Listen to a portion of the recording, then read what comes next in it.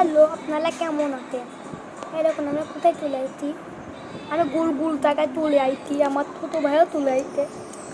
এরকম আমার bike dragon কাটতে আমি ছোটো ছোটো জায়গায় তুলে আসছি।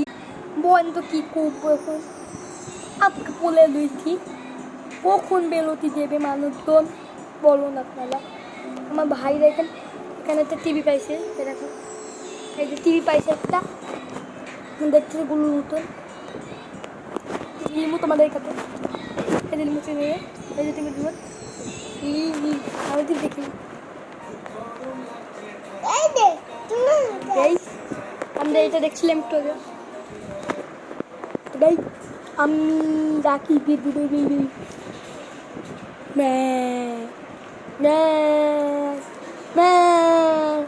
Tata tata.